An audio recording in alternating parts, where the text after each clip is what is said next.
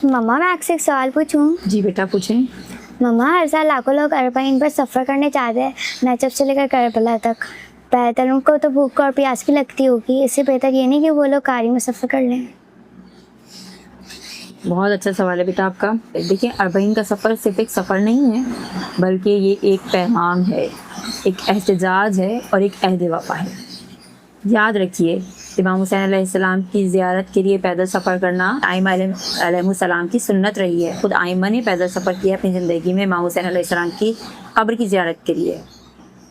और इमाम जाफ़र सादिक़ अलैहिस्सलाम फरमाते हैं कि जो शख्स भी इमाम हुसैन अलैहिस्सलाम की ज़ियारत के लिए पैदल सफ़र करे तो परवरदिगार आलम उसके हर कदम के एवज़ 1000 नेकियां लिख देता है उसके नामा अमाल में। मम्मा सिर्फ नेकियां?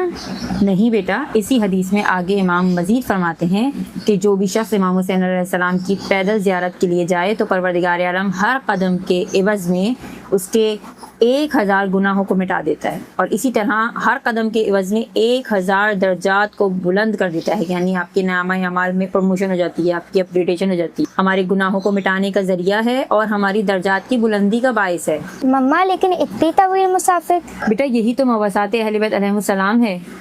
आपको पता है कि जब असीरान अहले बैत का काफ़िला शाम के मनाजिल को तय कर रहा था, कूफे के रास्ते से जा रहा था, तो वो इस सहरा की तपती हुई रेत पर नंगे पाँव चलते थे, और हम पैदल चल कर उनकी मज़लूमियत को महसूस करते हैं, उनके साथ इजहार मोहब्बत, इजहार हमदर्दी करते हैं। और हमारा हर कदम जो एक उठता है वो क्या होना चाहिए कि हम उनकी तालीमात, उनकी सीरत पर अमल करेंगे। उनकी तकलीफ़ें जिस कदर उन्होंने बर्दाश्त की इस्लाम की राह में, हम उनको, उनकी तालीमात, उनकी सीरत को अपनाएंगे। दूसरी वजह बेटा, ये सफ़र जो है ना, ये ऐलान वजूद है, यानी इमाम हुसैन अलैहिस्सलाम के वजूद का ऐलान, उनके नाम का, उनकी जीत का ऐलान, उनकी फ़तह का ऐलान है। 1400 साल पहले यजीद ने जंग लड़ी और वो समझ जाता कि उसने इमाम हुसैन का सर कलम कर दिया है, तो यानी हुसैन हार गए, नाउज़ुबिल्लाह। नहीं, इमाम हुसैन की फ़तह थी, जीत थी, जो आज तक हमें नज़र आती है। इमाम हुसैन ने खुदा की राह में अपना भरा हुआ घर लुटा दिया इस्लाम को बचाने के लिए, तो इमाम हुसैन को परवरदिगार आलम ने आज तक ज़िंदा रखा। आज आप देखिए, अरबाइन में दुनिया के मुख्तलिफ ममालिक से लोग इकट्ठे होकर आते हैं, कितनी मुशक्क़तें, तकलीफ़ें बर्दाश्त करके, पानी का सफ़र हो, खुश्की का सफ़र हो, हवा के ज़रिए आएँ, एरोप्लेन में, मगर लोग आते हैं, इमाम से मोहब्बत का इजहार करते हैं। ये इमाम हुसैन की जीत है, फ़तह का ऐलान है।